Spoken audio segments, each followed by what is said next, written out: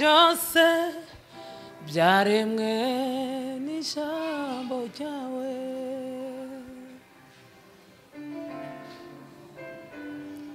Menyesha inzira y'ubugingo, ishurira iby'ubwiza bwawe, uhezesha amaso mbashe kureba ibinezeza byo mu ijuru. Sinzibagirwa isezerano ryawe,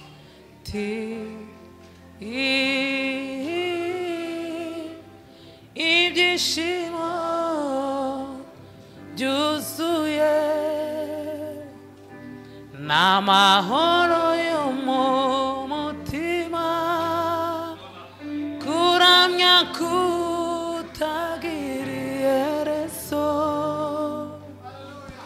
nzabyuzuza mu mitima y'ubwoko bwanjye. zamuka kandi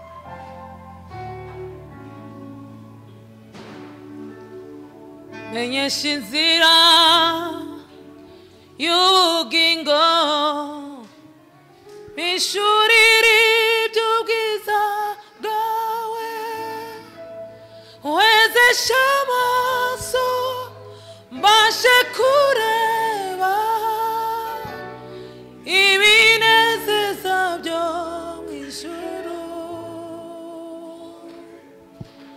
Sinzibagirwa isezerano ryawe riti ibyishimo byuzuye n'amahoro yo mu mutima, kuramya kutagira iherezo. Haleluya, nzabyuzuza mu mitima y'ubwoko bwanjye. Uri hejuru, uri hejuru y'amajuru, byose byaremwe nawe mwami we,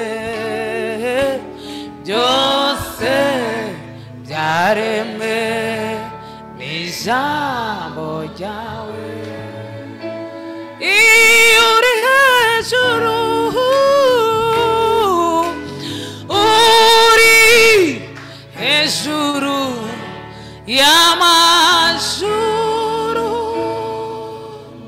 byose byaremwe nawe mwami w'abami, byose byaremwe n'ijambo ryawe.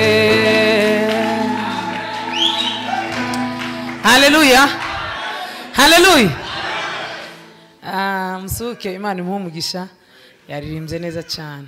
Hanyuma izo ndirimbo kubera ko abantu benshi indirimbo zo mu gushimisha naho kovu barasanga sinzi nimba ari ukutazikunda, nimba ari ukutazimenya. Timuzikunda kubera ko mutagira gushimisha naho kovu, twagiye tubarebera uburyo ki muzoza muzibone, twebwe tuje muri studio tuziririmbe hanyuma muzibone. Izi ndirimbo zibiri yaririmbye naraziririmbye, ziri kuri cassette, muzogende muzirebe CD no kuri YouTube wozibona ukaguma nyine ukamererwa neza. Hari n'izindi ziri muri studio muzozibona nyinshi, harimo indirimbo ivuga ngo haitoshi imekuwa jibu kwa kila mwanadamu awaye yote,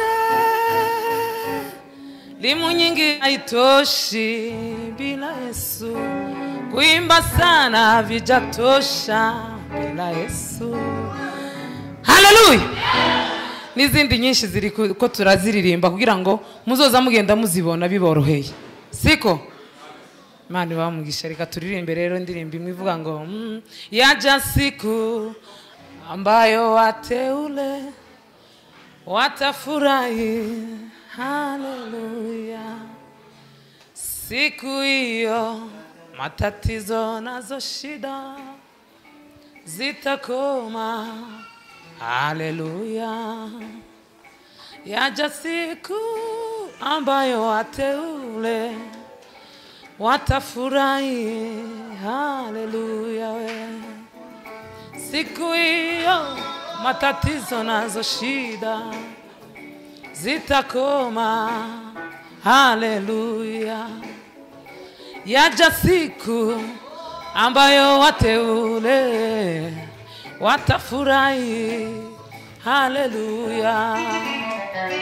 Siku hiyo matatizo nazo shida zitakoma. Haleluya. Siku hiyo ni ya shangwe na furaha, waaminifu watakapo pumzika. Wagonjwa wote watavikwa miili mipya, sio na miili ya magonjwa. Wagonjwa wote watavikwa miili mipya, sio na miili ya magonjwa.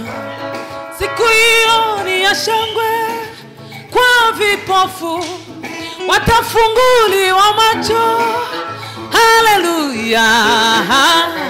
Watamwona Bwana Yesu kwa macho yao, watawaona takatifu wengine. Watamwona Bwana Yesu kwa macho yao, watawaona watakatifu wengine. Siku hiyo ni ya shangwe kwa vilema, watatembea vizuri kwa miguu yao. Wataruka kama ndama zizini, na ulemavu takapotoweshwa. Wataruka kama ndama zizini, na ulemavu takapotoweshwa. Haleluya. Ambayo wateule watafurahi. Haleluya. Siku hiyo matatizo nazo shida zitakoma. Haleluya. Yaja siku ambayo wateule watafurahi. Haleluya. Siku hiyo matatizo nazo shida zitakoma. Haleluya.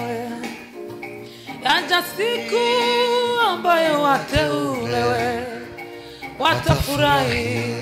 Haleluya. Siku hiyo matatizo nazo shida zitakoma. Haleluya. Siku hiyo ni ya shangwe na furaha, waaminifu watakapo pumzika. Wagonjwa wote watavikwa miili mipya, sio na miili ya magonjwa. Wagonjwa wote watavikwa miili mipya, sio na miili ya magonjwa.